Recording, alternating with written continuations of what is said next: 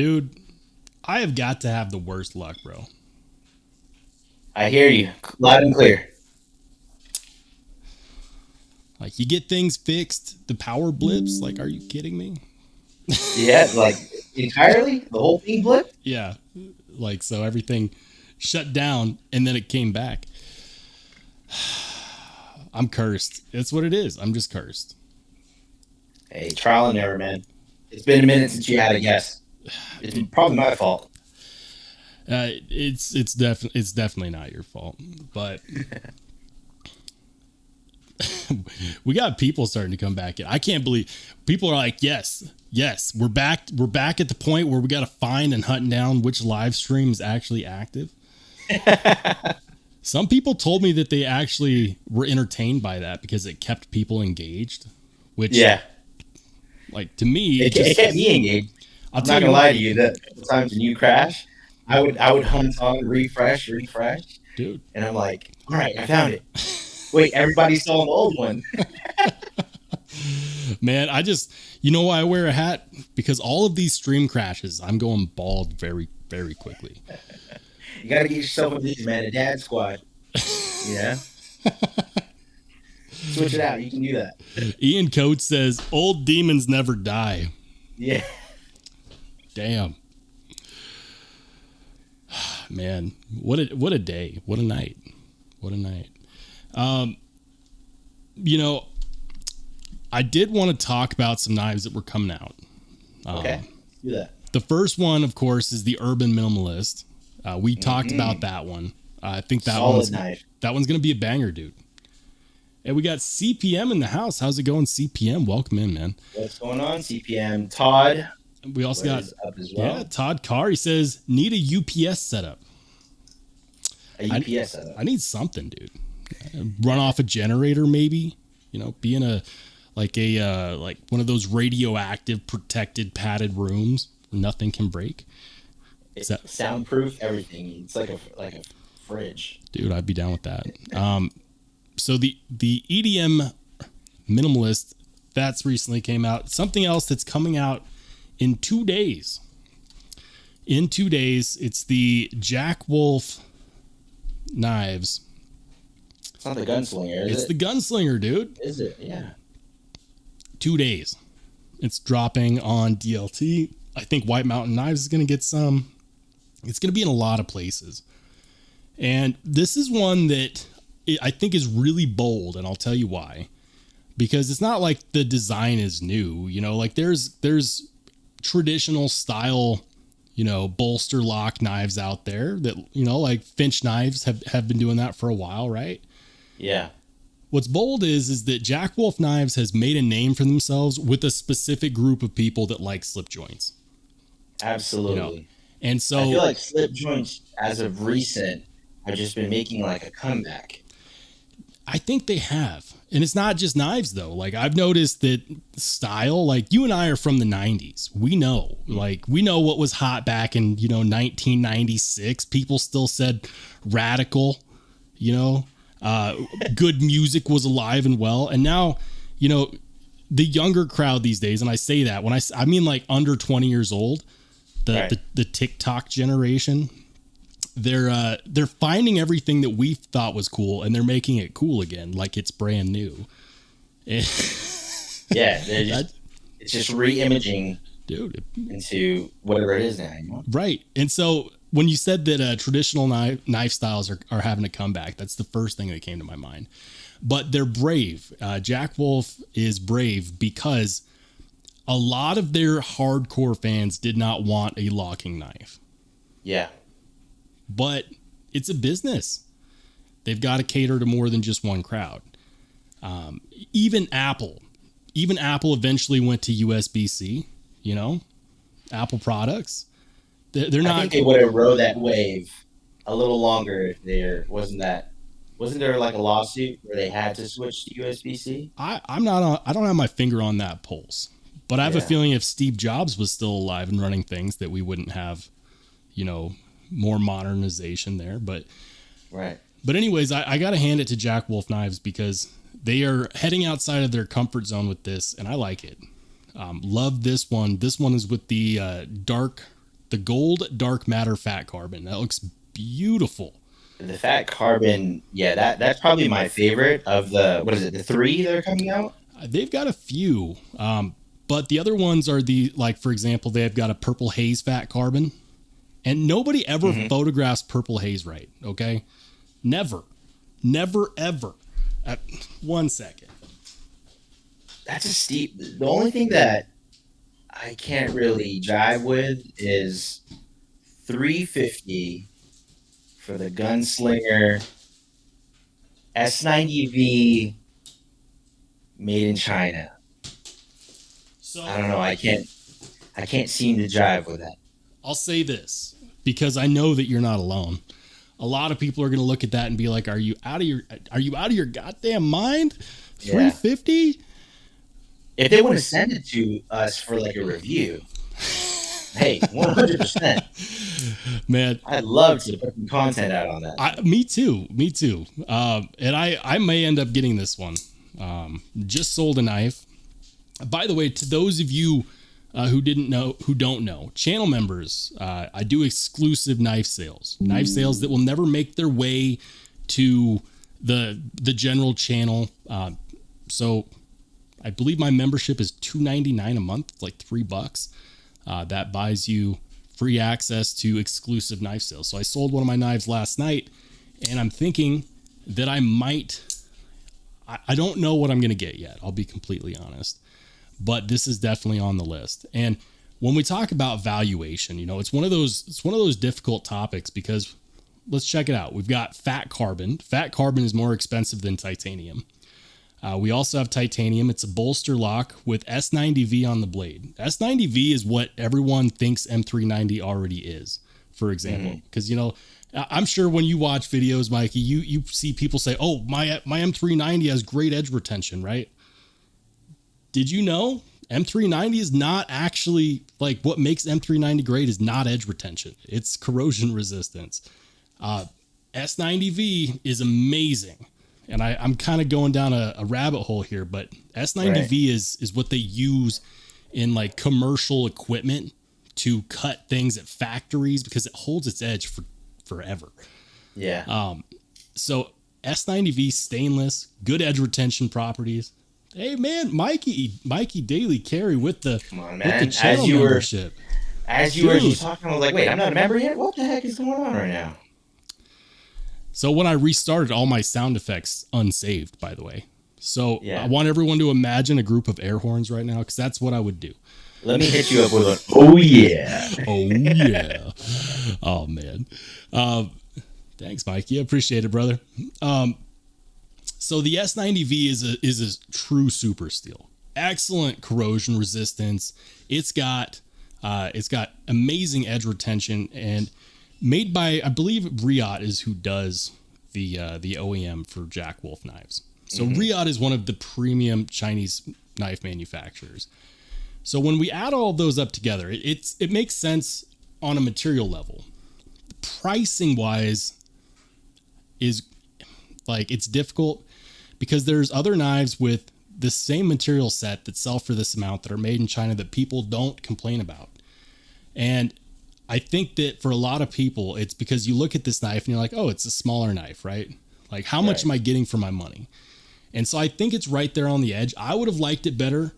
Like, I think that if it was me doing the pricing and I have no idea what it costs for them to make these, I would have said 300 max, stick with the price line that you do on your regular slip joint knives. That would have been what I would have looked at. 350 is a bit of a push, but you know what else is a bit of a push? If we go, not Blade Ops, hold on. Blade HQ. What's new on there? So, the Microtech MSI. I've got to see if they still have it for sale or if they sold out. So, no. Okay, so I posted last night. I posted on my channel or on my community, right? And I posted this. I said, hey, I don't agree with the color. It's high vis orange, which I'm not really a big fan of high vis orange on my knives. I'm like, $365, dude. That's $115 over MSRP. Like, and I said in my post, I was like, I don't agree with it, but I'm sure. So who's marking it up though? I'm sure Blade HQ is the one that's marking it up. All right. Because what if you got it from Microtech directly? Would you have to pay that price? Microtech hasn't sold it directly at these prices, but they've been doing these limited runs. They say they don't let bots on their website, that they've got a way to detect bots. They don't have a way. When they started doing their limited drops, first thing you'd see is eBay accounts popping up, scalping them for basically the price that they're going for now, right? Yeah. And they would have like 4 or 5 of them. You can't tell me bots aren't getting their hands on these. When eBay accounts are popping up with 4 or 5 of them, and it bugs me. It bugs me because the MSRP is $250. At that price, I think people are happy to pay that to find out if they like it, right? $365 is an artificially inflated price created by Microtech because they said, hey retailers, check this out. Look at what they're going for on eBay. People are willing to pay this. And because we vote with our dollars, we dictate the market. People take that for granted, but we dictate that market. And so because we were, one, willing to pay more on eBay for these scalped knives, we dictated the market. And then 2, when the retailers like Knife Center was actually the first, and now Blade HQ selling these for $365, $115 over MSRP, stop it. Like, and okay, so I got to I'll bring up the community post because people were going off, dude, because I posted it, I linked to it. And what was your feedback? Dude, it was all negative feedback. Like, people, here's the post. Okay. I'll read some of the comments. First comment. That's the most expensive $250 knife I've ever seen. Maybe it's the same guy that's pricing the Benchmade Narrows. B Devious said, count me out with that $100 price increase, man. Yeah, I agree. There was another one that said 2023 inflation has been crazy. Same as here in the EU as well. Yeah. Another guy said 365. That's a shame. And here was my response, because I saw his comment. I was like, 100%. Unfortunately, people voted with their dollars, and these are being bought up at this price. It creates market standards based on what folks are willing to pay. Instead of holding tight to the market, we folded like a cheap deck of cards, and now retailers can charge this because the people have spoken. Gosh. Dude, how much is the Narrows even going for? 500 plus, bro. Holy crap. Benchmade Narrows. Benchmade Narrows is 522 bones. Oh, man. I think the immunity was a little overpriced as well, too. That little guy for about $300? Yeah, dude.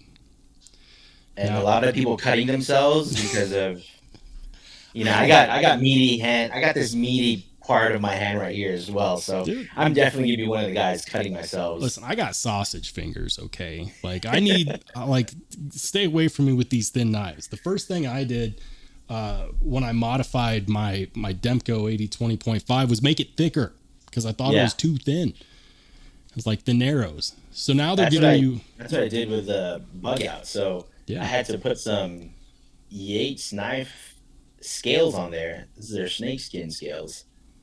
But it gave me like that wanting to carry my bug out again, because the scales that originally came with it, the green ones, I'm like, man, I could just bend this in half and just break it, right? So now I put some life into an old knife, and I love this guy. Dude. It's I don't know the appeal. Like, I understood when phones got slimmer. Like, that makes sense. But a knife can be too thin. Like, I want it thin behind the edge, not thin in the handle scales. Yeah, my hands aren't getting any skinnier. If anything, they're just getting fatter. So I'm going to start carrying bigger and bigger knives, Ian Coates says the Narrows is going for more than a Zahn. Dude, these are facts, man. B. Walsh says the Recon 1 has the MSI in stock. Microtech is selling to dealers at store price, no wholesale, so they have to mark them up to make anything. The fact that Microtech is not willing to sell at wholesale prices. Should tell you a lot. Yeah. And if I was a retailer, I'd say go fuck yourself. And I'm going to say that, like, I don't curse on this stream, but you know what? I'm going to justify it now because that's baloney. People want this. They want the standard issue. The people have spoken. They want that knife. And if I was a retailer, I'd be like, you know what? Maybe I only have to sell to half as many people to make the same amount of money. Right. But we shouldn't do that. We should stand by our customers instead of charging them more than what Microtech is going to charge them, because Microtech selling them at the MSRP and Blade HQ selling it for $115 over, like it's not right. It's not right. And they're selling it at MSRP, but what it costs them to make it, I mean, they're marking it up even more, you know? Well, it is made here in the United States. So there is that you have to take into consideration, because apparently we have to pay people living wages. I mean, I wish more people got paid living wages, but yeah, you know, so American production is more expensive, generally speaking. Right.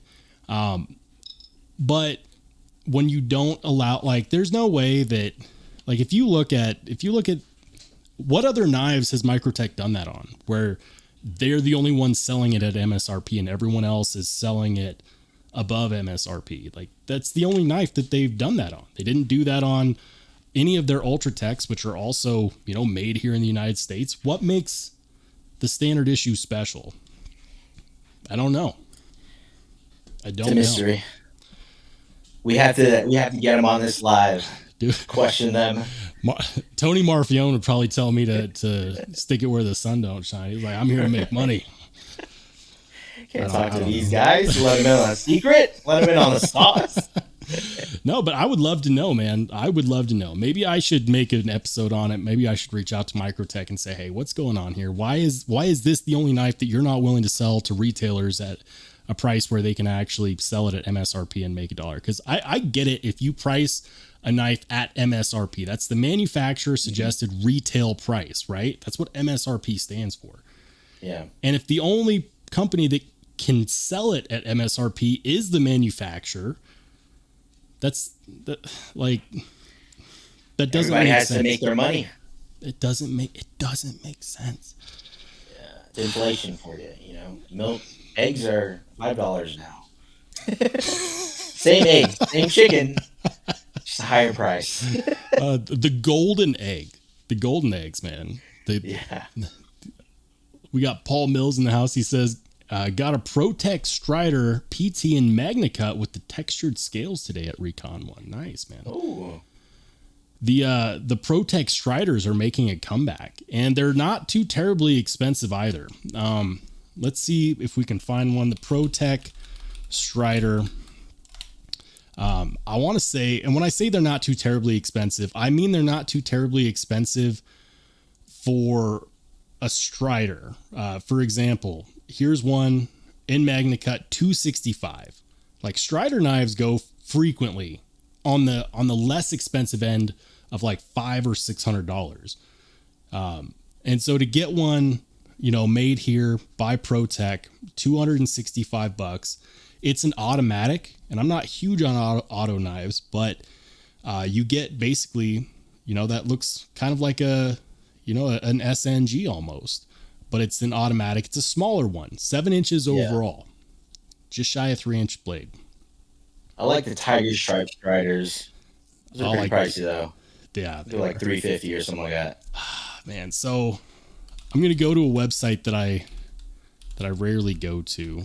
Do you shop on Navs at all? Nav sale? I've gone there a couple times. I haven't bought anything on there though.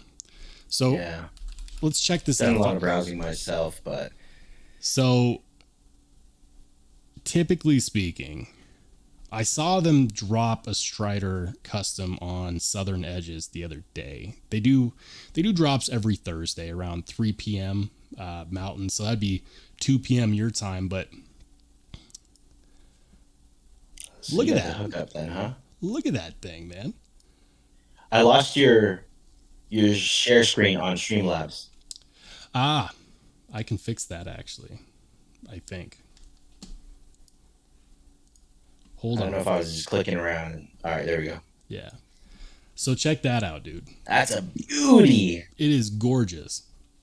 And I know a lot of people don't like Strider knives, but I'm telling you, like, Strider knives are awesome knives. They're, in my opinion, they're every bit as good as a Chris Reeves knife. Better than a Medford. Like, Strider knives are amazing. A lot of people don't like Strider knives purely because of the drama that Mick Strider went through like 6 or 7 years ago. My thing is, I don't have the attention span or the energy to carry drama that long or that far. And I judge a knife based on how it performs. Like, how does it feel in the hand? Is it built well? You know, do I like it? You know, right. Because there's only so much of my own energy that I can invest in somebody else's drama. And so for me, 21, and that's standard fare, dude, for a mixed rider custom. This is the XL Tanto Edge. You could still buy this. It's available for more than what I spent on my first car. There you go. Ian Code says, I thought Mick Strider or someone was a huge racist too. I have no idea. I know that that's what people say about Greg Medford, though. Old Dominion EDC says, my one and only Strider is the only knife I cannot get centered. It's frustrating. Really? That's crazy, man. I have a Strider AR .75, and I love it to death. It's an amazing knife. Ain't what it ain't said. That was Greg Medford, LOL. But here's the problem, guys. And for any of you guys who don't know why, like, I've taken this opinion of not investing in the drama as much as possible. If you dig into damn near anybody in the knife design or manufacturing world, you will find dirt. I promise you. I'm trying to remember who it was. I think might have been Frank Fisher, it was somebody really popular custom knife designer, and he drove drunk and killed somebody. Ooh. And like, I just found that out at random because I was watching a Metal Complex video, and he said the same thing. He's like, if you want to find dirt on anybody, you know, just dig a little bit. There's almost no clean hands. You know, you can almost always find dirt on everybody. And that's when I started to realize I just want to enjoy the knives for what they are. I can only invest so much of my own time in someone else's drama. Ain't What It Eight says, a look up Medford racist shirt should pop up. Yeah, it's the one where he had like the portrayal of the Asian cartoons, where he was talking about clones and stuff, and it made people angry. And I get it. It's definitely tasteless, and in many cases racist. Greg Medford has always done that, though. That is literally his calling card, is that he's not just rough around the edges. He's rough like a Brillo pad, okay? But his knives still sell out, and he does hold them to some pretty high standards. So as far as knives are concerned, Greg Medford, you know, he's an American manufacturer, but he has burned so many bridges. I'm just reading up on his articles right now. I'm like, wow, he doesn't care. Yeah. Well, you know, like it's just, there's so much drama out there. It's like, pick the hill you want to die on, right? Yeah. Like I'm staying away from like CRKT. Like I'm not gonna try to dig up any dirt on CRKT or Kershaw. You know, I've got to keep them pure in my head. Right. You know, these American companies. But you got to be careful. You got to be careful talking about it too, because people have strong opinions. Yeah, you dig in the rabbit hole deep enough, right? You're bound to find what you're looking for. It's kind of like that saying: if the only tool you carry is a hammer, every problem will look like a nail. Mm-hmm. You know. Something cool that I think a lot of people will be really excited about is the Pyrite. They're coming out with a large Pyrite soon. I saw that. I saw a couple of the features. I think Neves did a feature of it when he was at Blade Show. Yeah. the large Pyrite. I mean, isn't the Pyrite a pretty good size anyway? It's not very big. How big is that? So this is the Pyrite, right? This is the Pyrite reverse Tonso. You can, of course, choke up on it. I have large size gloves, and it, you know what? Like, it fits in my hands. Full grip. Yeah, it fits in my hands. Do I wish it was bigger? Yes, and you know that's what she said. But so did everybody. So a lot of people are excited about the large Pyrite coming in. It's going to be really exciting. But I'll say this. How much is it retailing for? Large Pyrite's going to retail for like $80. So it's a little more expensive. But I'll tell you what.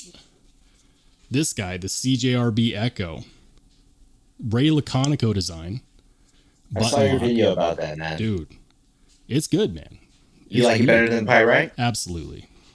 It's not a competition. Okay, the Echo is where it's at. If you're trying to decide between the two, the Echo is where it's at. That's what Neve said as well.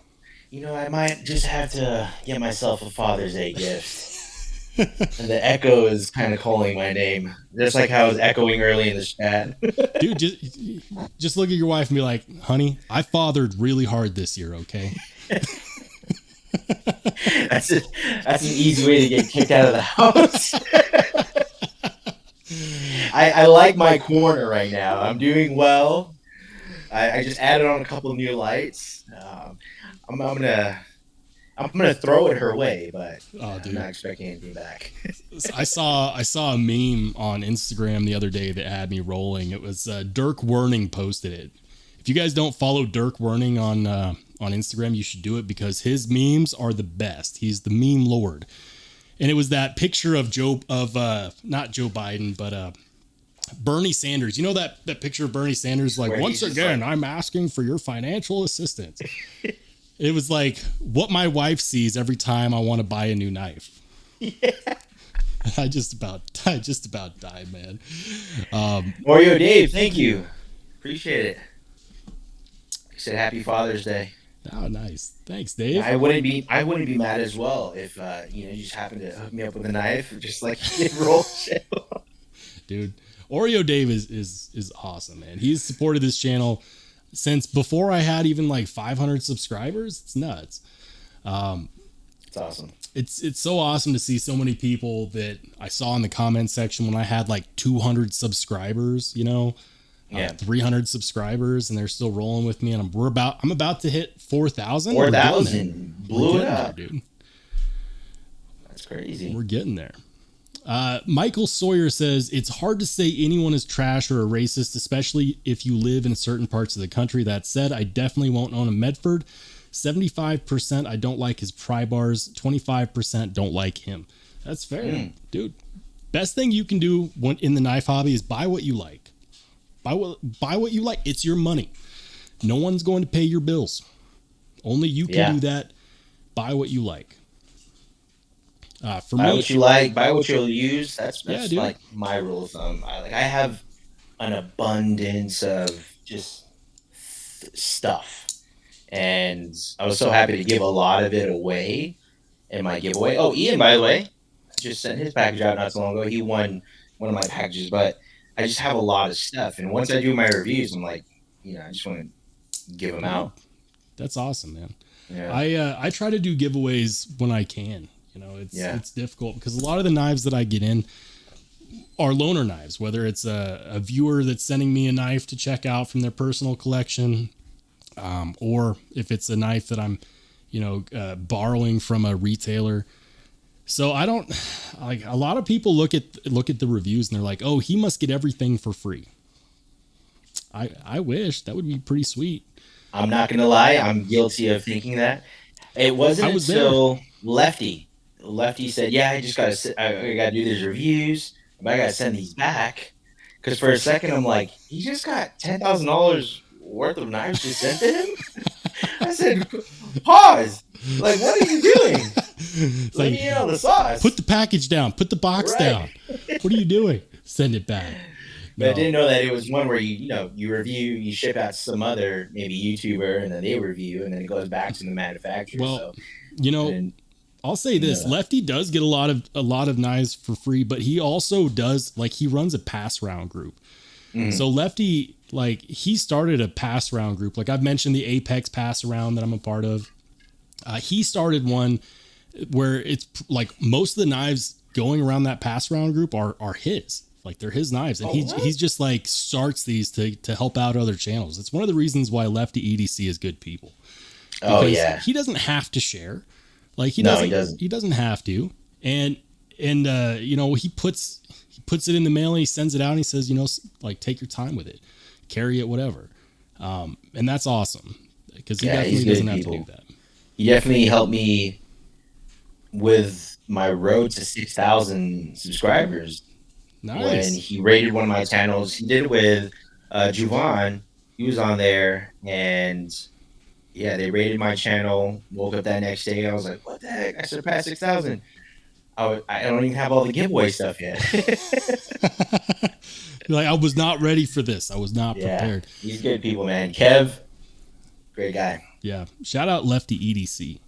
One of my awesome channel mods wants to pop his channel in the chat. I would definitely appreciate it. I'm guessing most of the people in this chat probably are already subscribed to Kev, though. Let's see. He gets me every time. Like, when he does a new video, he just did one today, or I think it was today. But every time he goes, "Hey guys, Kev here," I'm like, Kev. Like, I feel like I'm sitting right in front of him. Like, what up, Kev? He pops on the screen. And I'm like, damn. Like, is this the Hangout? Like, pull up a chair, grab me a beer, man. Let's do this. No, Kev is awesome, and he's got a great mentality. Very giving individual, very generous. Shout out to Kev. What about that lander? Have you seen the new lander? I'm not a huge fan of the NAFS lander, and here's the thing: I also am not a huge fan of the Banter. For me, those designs they don't do anything for me. And I'll put it on the screen. The NAFS lander, the big draw for a lot of people, especially if anyone's watching this after the fact and doesn't know what a NAFS lander is. The whole draw for a lot of people is that they've released the files on the scales. And so you can design your own scales. Right. And here's the deal. Like, some people want a simple knife that works really well. Maybe they want to 3D print their own scales or like carve their own scales, and that's cool. For me, I see that, and I don't see $149 there, man. Yeah, especially if the Banter's going for like $60, or baby Banter, I mean. Like the Banter, I actually like better than the lander. The Wii Banter. Yeah, what? The Wii Banter, and then they've got the baby Banter, of course, which took off in popularity. Yeah, I have a black one. I got the black on black one. It's a fun little fidget knife. Right. See, like, this makes a lot more sense to me at $108. Yeah. $108, that makes more sense to me. The Wii knife that I've actually been drawn to recently, it's actually a civivi, same thing. The Vision FG, the civivi Vision, it's the budget version of the Vision R, dude. I was actually just looking at that. Oh, man. The other night. The civivi Vision FG. The holes on the scales. That's another thing I feel like is making a comeback. Like, I've been seeing a lot more people come out with their EDC knives with the holes in the scales. Here it is. It's the Spyderco Smock style scale, right? Yeah. Now, they gave in, and here's the thing. I love the Vision R. The Vision R is an amazing knife. I have reviewed it on the channel. I think that for $265, it's hard to beat. But people complained about a couple things. First thing they complained about was the pocket clip being on the side. And I have a feeling that was because a lot of people didn't understand how it was supposed to work in their pocket, because it was on the spine of the handle scale instead of on the flat. Right. What you're supposed to do with that is you put it in your pocket and then you twist, and then it lies flat in your pocket, twisted like that. And that's according to Snex, the designer. But a lot of people didn't like that. They wanted just regular pocket clip. So here you go. I think the very first thing I would do on this guy is replace that with the civivi tie clip. I'll be honest with you. I think that stamp clip is hideous, but it's a pocket clip. The Vision FG, the white one, the ivory, I don't like white or ivory knives, but that with a Damascus blade, ooh, yeah, looks pretty awesome, dude. That is that's like that's your wedding carry right there. 100%. When your wife is like, "You fathered really hard this year, Mikey. What do you want for Father's Day?" I want something to walk down the aisle with and just flip out. I want to make some shirts that say, "I fathered so hard this year." Oh man! Let me know when you come out with that production. I'll snag one. I'll send one to you, man. You're right though. This looks great with the Damascus, and civivi hasn't released what their special blend of herbs and spices are on this Damascus steel. Mm-hmm. It's proprietary to them. But I do know that one of the base metals is VG10. So it's going to have pretty decent edge retention, and I'm going to assume decent toughness as well. But the thing about Damascus is that a lot of people don't buy it to perform well. They buy it because it looks good. They buy it for their collection. So the only beef that I have with this guy is that if you're buying the cheaper one, and this is $116, so it's not cheap, but it's cheaper than the $265 Wii Vision R. Wii version. If you're going to buy this one, this one is not the one for the display case. So I don't necessarily agree with the Damascus blade on this one, because I just think that it should be more of a carry knife, and a lot of people are not going to carry a Damascus blade. This is not the one I would collect. If you're going to collect a Vision, collect the Wii Vision R. Spend that extra $150 and you won't regret it, because the full tie version with the 20 CV is awesome. Is this micarta? Ones coming out too. Damn, dude, micarta with the Nitro V. People love that Nitro V. Yeah, I like the Nitro V. The baby Banter that I have is Nitro V. People love Nitro V. Did you know? So on the Wii Vision R, another thing that people didn't like was they didn't like that the lock, if you push down and pulled out, it would actually come unhinged. Super easy to put back in. Yeah.